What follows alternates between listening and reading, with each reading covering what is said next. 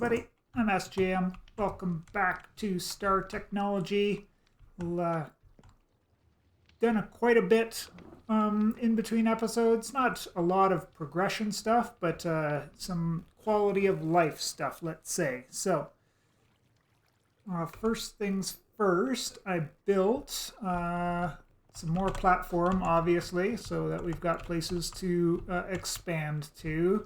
Moving forward, also did quite a bit down here, expanding out there, and I built myself a big chest. This is the Colossal chest mod, and it's not super efficient by any stretch of the imagination, but it is handy that we can just make one of these guys and tuck it out of the way somewhere.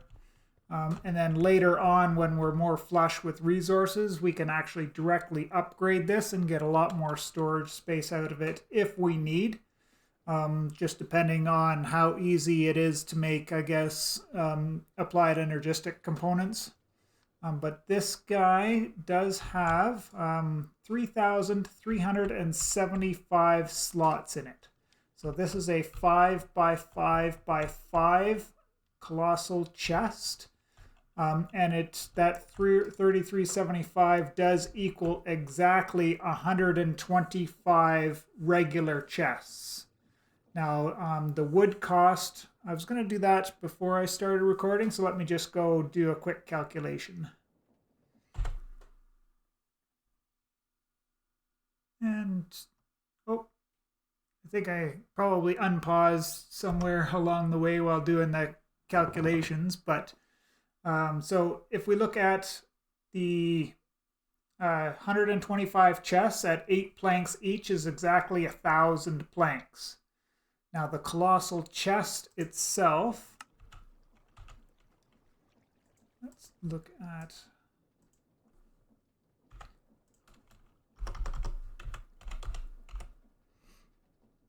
so each Colossal chest wall has 8 planks plus a log. So it's definitely more expensive, but the Colossal chest is hollow on the inside. So we see there, instead of being 125 blocks, it only takes 98 because we've got 27 missing from the middle there. And there's a little bit extra because we need a Colossal chest core, which is just a piece of iron, and then the Colossal chest interface so that we can interface with different things. That's just 4 pieces of cobblestone, so it's no real super big extra cost to it. But we can also interact with this through Tom's Simple Storage mod as well. Oh, I was going to go back to the total cost for the Colossal chest was 1,180 planks. So it's a little bit more expensive, but it is expandable without taking up more space in the future should we choose to go that way.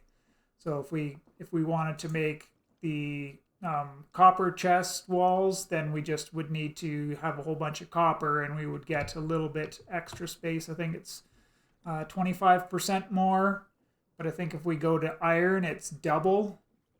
So we would end up with 6,500.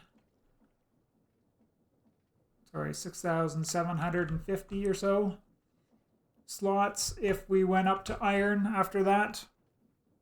I forget the exact ones, if that's exactly right or not, but from memory from playing Vault Hunters, that's what it was back in that pack there. There's also silver, gold, and diamond for further upgrades as well. And you can upgrade in place without breaking the Colossal chest with these upgrade tools. And obviously, if you wanted to downgrade, you could downgrade as well. So let's take a quick look at Tom's Simple Storage mod. Basically, when we're just using this for just accessing our storage through one interface, we can make the terminal Or even handier is going to be the crafting terminal, because then we could at least craft with everything in there. And that's going to come in super handy with all of these tools that we've got from GregTech that we've got to use all of the time. And just, you know, accessing everything out of one great big storage, so that the crafting, you know, it'll be like having digital crafting just without going through all of the hoops of getting digital for it. But basically, we need the crafting terminal, and we need an inventory connector, which is that item that you saw me pointing at before. And if we just right-click on it, it'll tell you how many slots that we have free and available. And then we've got that connected up to the top through the inventory cable. And we just need to note that if we want to access our chests, we need to have a one more piece of technology here, which is an inventory cable connector. And I do need a diamond out of there. Once we have the inventory cable connector, then it should all connect up. So now that that's connected there, if I put, say, these oak barrels in there, we can now see the oak barrels in the Colossal chest. So now I'll be able to move everything out of these two chests because they're full. And I didn't want to build a great big chest monster, so, well, I built a great big chest monster, I guess, but it's an actual chest monster instead of just an ugly chest monster. That was all the stuff that we did off camera. I guess we should get to a few minor quests today. We won't be doing anything too big and spectacular. I'm going to need one of those guys. We'll need our flint and steel. So in here we've got the quest to get the red alloy. Red alloy ingot is used for making circuits. We don't need it this episode and probably not the next episode, but I'm going to be going to use the mixer anyways, so we're going to do this one while we're at it.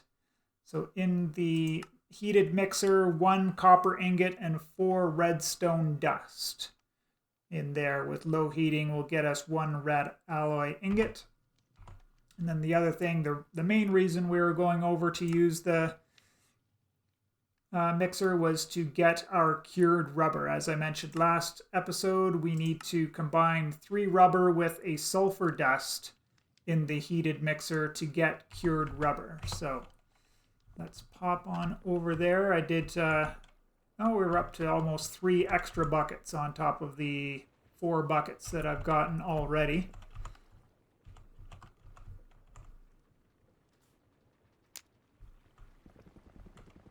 And just as a side note, I did get this to unattach from the depot using the GregTech wrench. So GregTech wrenches seem to interact with the create stuff pretty nicely there. So we don't need to, to worry about getting the gold to get the create wrench. Yeah, I guess the only thing I didn't try is, does it break everything? Does it break the items straight into your inventory? I guess we could try that together here. Yeah, it does. Straight into the inventory. Neat. At any rate, now we've got that mixing stuff done. Now that we have our cured rubber, there are some crafting things to be done with it, but mostly for now it's just, at this point, is just putting it onto the press to get the rubber sheets. We can do that because we want to move forward to getting the Kinetic Ore Factory in this episode. So this is insulation for our cables. So once we got the rubber sheets, we'll get that quest line done.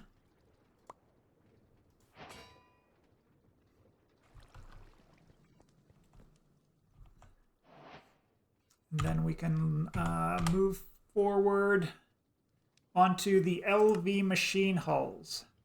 So it asks us to make 9 steel plates, 2 wrought iron plates, 2 tin cables.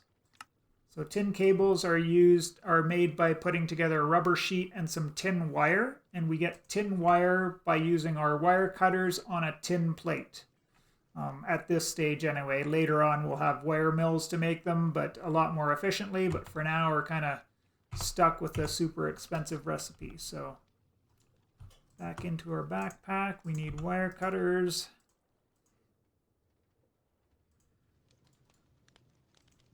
And we needed 2 for the quest.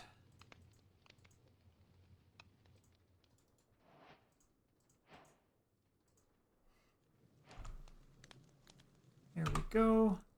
And I am at this point going to go ahead and collect all of my quest rewards. Actually, we got 2 more quests we can probably knock out before we collect them. So, witch water.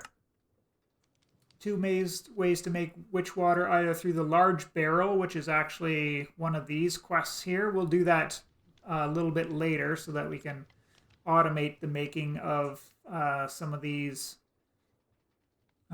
soul infused stuff that we need to make, but that's for future. But for right now, we can just make it the manual way, have a normal barrel full of water on top of mycelium.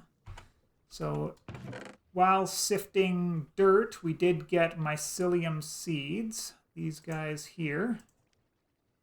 So if we just put these onto some dirt, then that will start spreading all around. And if we put a barrel down on top of them, then it will transform the water that's inside it into witch water.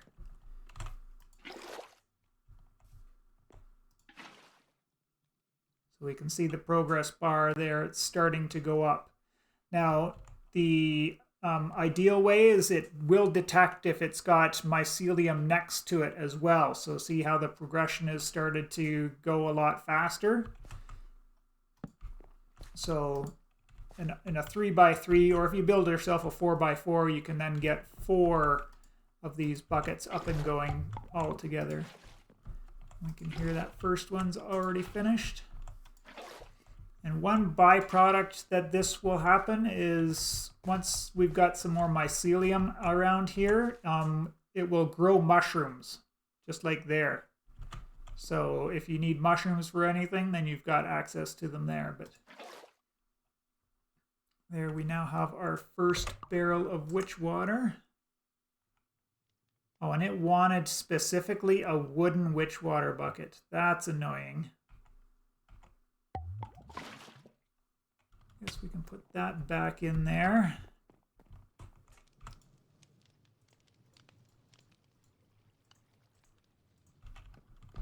Just do this for the giggles. Oh, look at that. It's grown up into a big one too.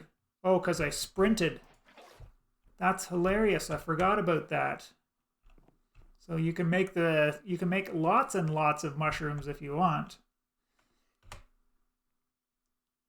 All right, we've got the witch water wooden bucket, so now we can get rid of that. Actually, I probably could have just put it away. I've got the storage space for it now. It's only 3 logs. We can live with that mistake. Oh, we wanted to get this soul sand. So soul sand is basically just putting a block of sand into a barrel with witch water.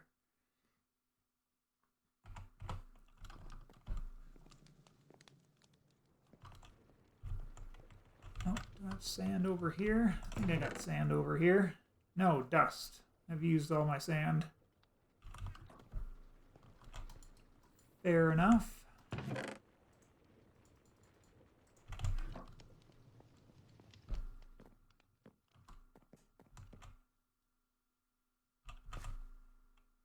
Oh, and that one hasn't transformed yet. Funny.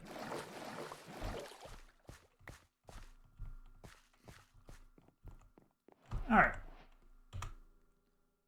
So now that we've got some soul sand, we could actually, if we wanted to, make a soul campfire and make soul sand a lot faster using the encased fan. So instead of having the lava there, we would have a soul campfire down in front of it, and this would be haunting. And we could bulk haunt the sand directly into soul sand there. So if we needed to have more of it, we could do it that way.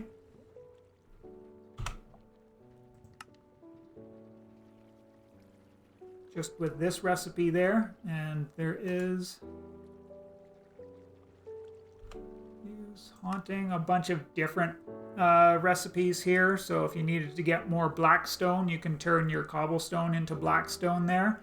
And blackstone is needed for this recipe up here. Getting yourself lead is from the crushed blackstone. But we'll be getting that a little bit later. I don't need the aqueous accumulator just yet, so I haven't gone that way. But the reason why I wanted to collect up all of my sturdy coins was that for this LV machine hull, we could go ahead and make one now because we've got everything that we need for it.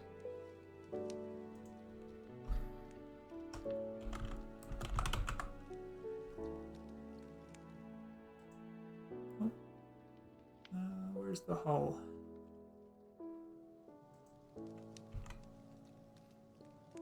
So we need 2 wrought iron plates, a steel plate, and 2 tin cables, and a machine casing, which is all of that.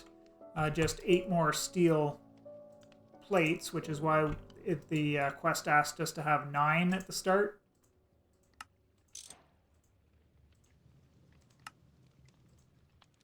We're going to be using these lots and lots and lots moving forward, so I don't mind making another one now. But we can get a quest reward. Well, not a quest reward, a shop purchase in here, which is going to save us from having to make a whole bunch of steel, wrought iron, and all of that stuff. So just down here, we get a bus and a hatch pack. So it's going to cost us 8 coins, and we get 8 LV input buses, output buses, input hatches, output hatches, maintenance hatches, 4 maintenance hatches, and some 8 duct tapes. We won't need these guys right now, but we'll definitely want these buses and hatches. The basic difference is a hatch does fluid input or output, and buses are for items. And these are used in the multi-blocks. So we're going to submit 8 there, collect up some of these guys. I guess it can't hurt to get all of that for right now, because that leads us down towards the Kinetic Ore Factory here. So the Kinetic Ore Factory, it needed the, LV input bus, input hatch, output bus, and we do want the LV one, not the ULV one, and we'll explain that in a few minutes here. So we're going to have to craft up a couple of more things here. We're going to need this input box, pipe casings, machine casings, and the factory itself.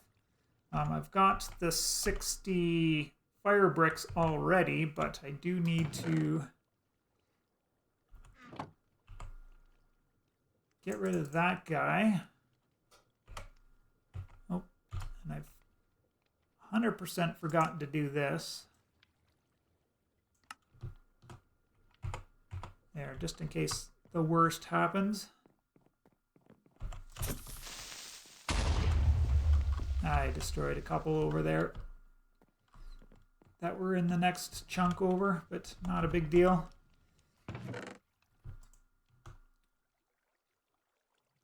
Yes, I needed more fire bricks, so I did manage to make a full stack of fire bricks, 64 there, with 1 stack of clay.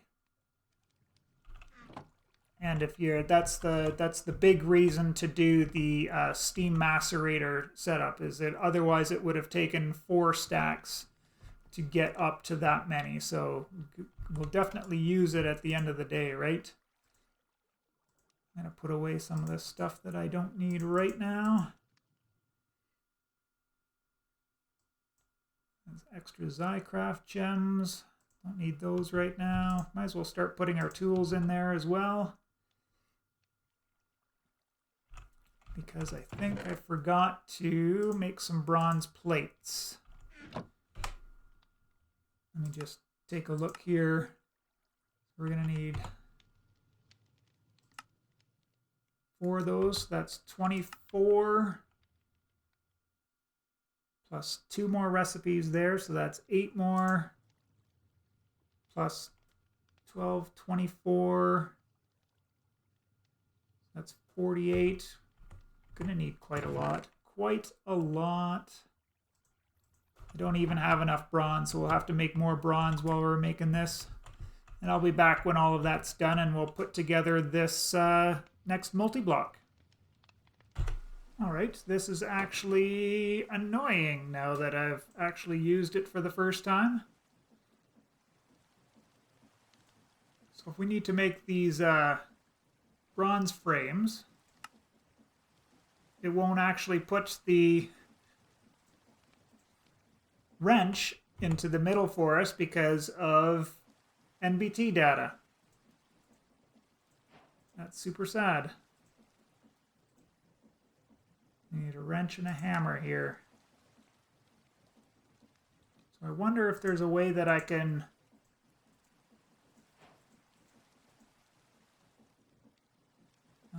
we need 2 of them, right?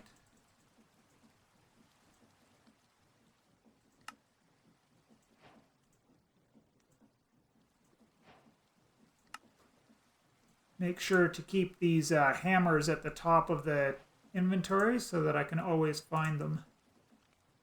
And we're still very, very short on bronze, so let's go out. We need 3 more of those, which is 16, 19 more. All right, be back in a minute. I hope we're good here now.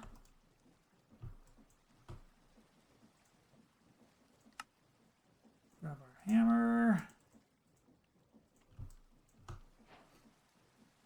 Got those. We need our... Where's our machine hull? Plus a create shaft makes the LV kinetic input box. So this machine actually does require rotational power to work. Hammer and a screwdriver.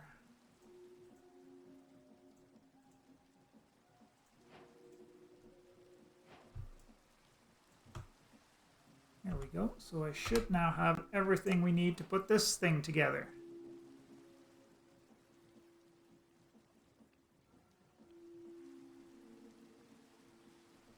And the big reason that we're putting this together here is that it gives us access to one of the main things that GregTech is known for, and that's byproducts.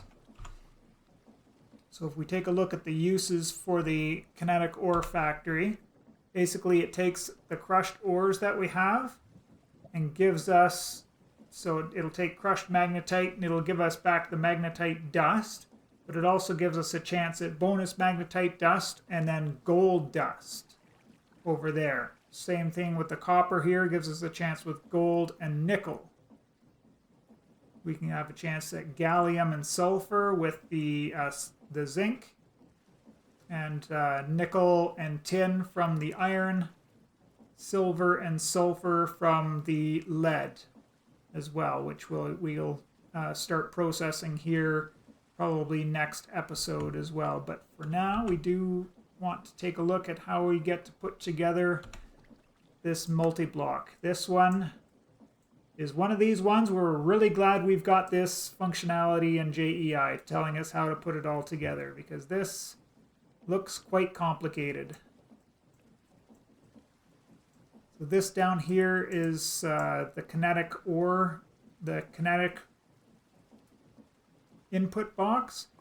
And as I said, these are multi-blocks are generally pretty modular. You can put these inputs and outputs and other things in various places. I think the controller needs to be in a specific spot, but I'm not even 100% on that because I haven't messed around with it that much.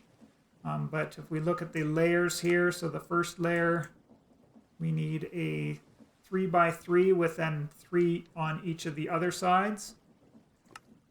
Then the second layer just builds up from there, but with a hollow inside, but we've also need these 4 pipe casings on that second level there. Third layer goes like that. Then the fourth layer looks a little bit different. Fifth layer like that, sixth layer like that, and then the seventh layer like so. So I'm going to line this up with the existing rotational power that I've got here already. So I think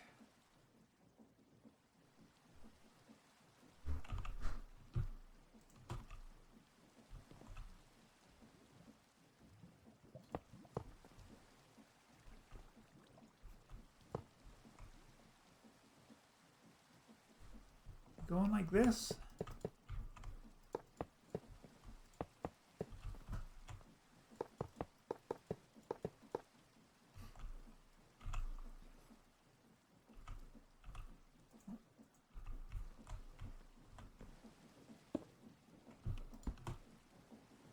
Oh, use the carry-on mod there for a second.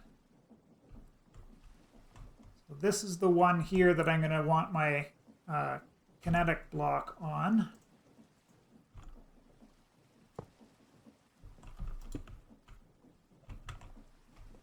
I guess I can grab those shafts.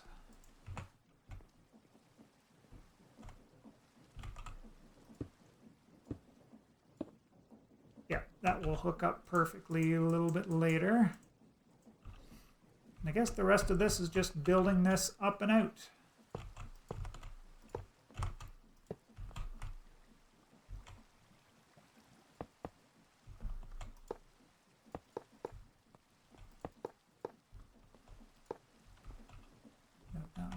Already.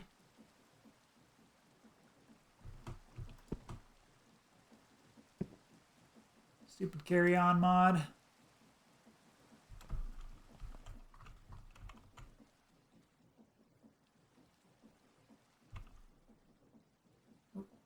And yeah, I won't make you watch me stumble through all of this, but I'll get it all put together and we'll come back. Right, almost all done here.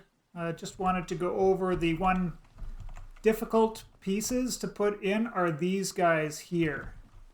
Because they don't need anything on the outside. I kind of had to put a placement block down on top of the bronze pipe casing to get these guys on the top of it. And this is the fourth level. 1, 2, 3, yeah, the fourth level, which is like a diamond shape. But other than that, it was mostly all straightforward, just figuring out where you want to have different hatches and such. I think I'll put my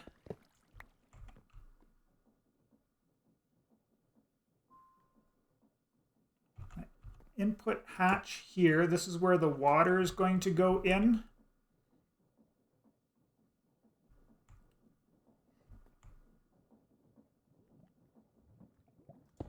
Output bus, input bus.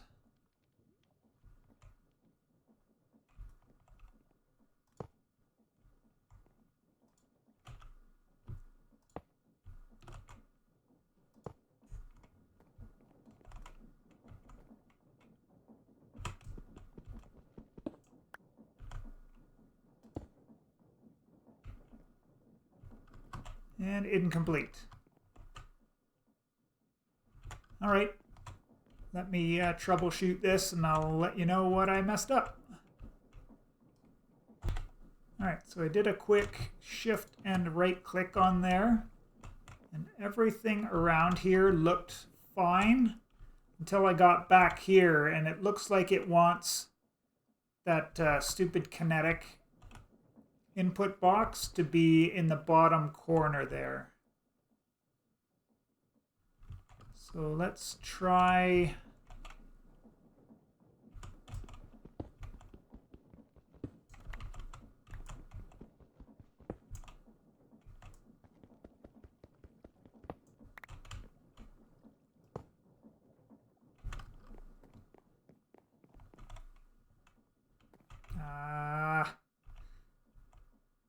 That's annoying that my platform is just slightly not built yet.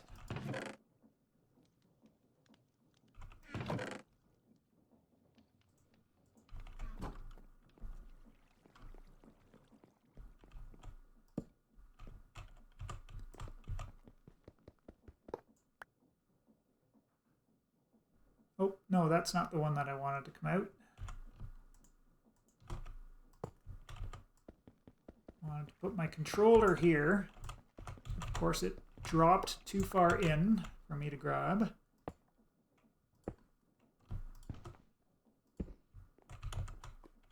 With the carry-on mod, you gotta kind of be far enough away from the structure for it all to work. So now we should be able to get our kinetic bus there. That goes there and that goes there.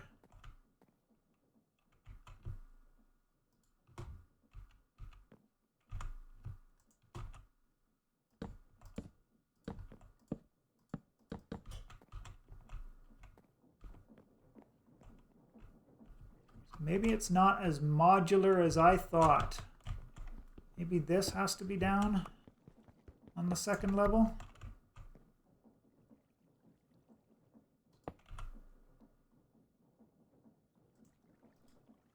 Yes, I need an output hatch.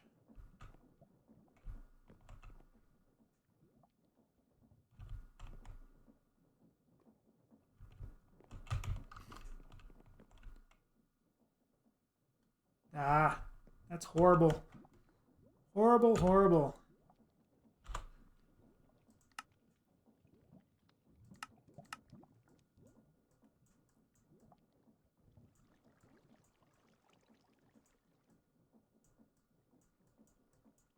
So in this diagram, where does the water input go, right? So we did a fluid input.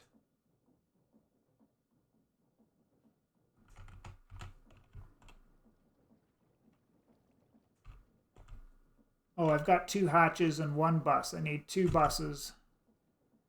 That's what it is. Yes, this should be an output bus for items.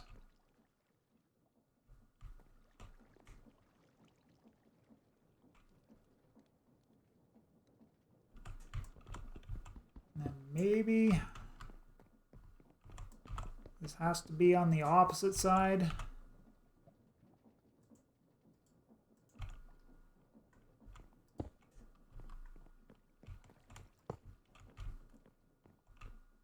I don't know. I'll figure it out between episodes, but here at least we'll be able to hook up our rotational power pretty easily.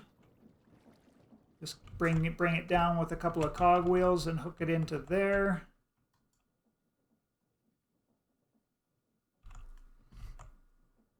And maybe this input hatch can't be on that side.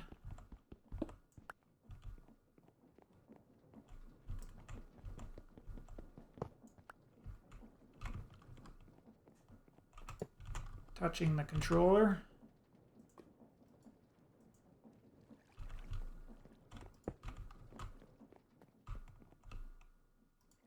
Who knows with these things. I am frustrated and I'm not going to be troubleshooting it anymore on camera, so give me a minute, we'll come back. Well, I finally figured it out. I was missing this brick here. Oh, sometimes you best efforts, all for naught. But yeah, this is how we hooked it up with the rotational power. I think it only needs 32 RPM to go in, and the amount of the speed of your stress units going in, so how fast these are going, doesn't affect the operation speed at all.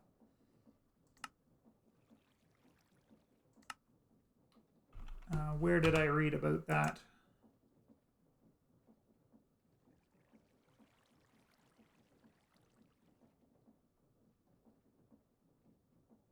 Ah, there it is. So uses kinetic energy to process your ores, does not speed up with higher RPM. I think it needed 32 was the number that I recalled.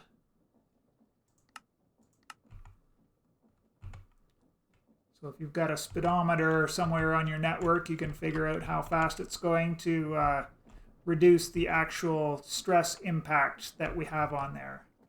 But now that we've got it up and going, I've loaded a little bit of water in there already. We can take some of this crushed magnetite that I'd been saving for so long so far. I haven't actually processed any of this the other way, so input bus is where that will go in, and then after it runs through process, it will use 100 millibuckets of the water there, and we got one magnetite dust out of it. So we didn't get the chance at getting the gold out of it there, but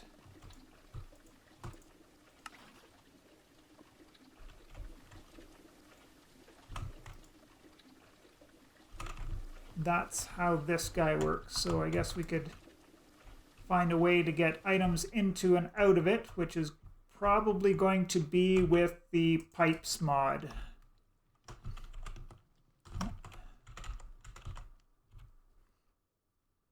So the item pipes, we're going to need to make some of the small tin pipes and then brass plates. The water we'll do that in the next episode, because we'll get some blackstone and get the aqueous accumulator up and going. We'll hook it up with the fluid pipes, which require the tiny copper pipes and bronze plates. And we don't need energy pipes at this stage just yet, so but we'll get there eventually. But yeah, between episodes, I will work on processing a bunch of items to get the the byproducts that we're looking for. So gold, we're also going to need nickel so that we can get Invar, and we can start working on these soul infused wires before we get into the electricity production for getting into actual LV machines. And then we should also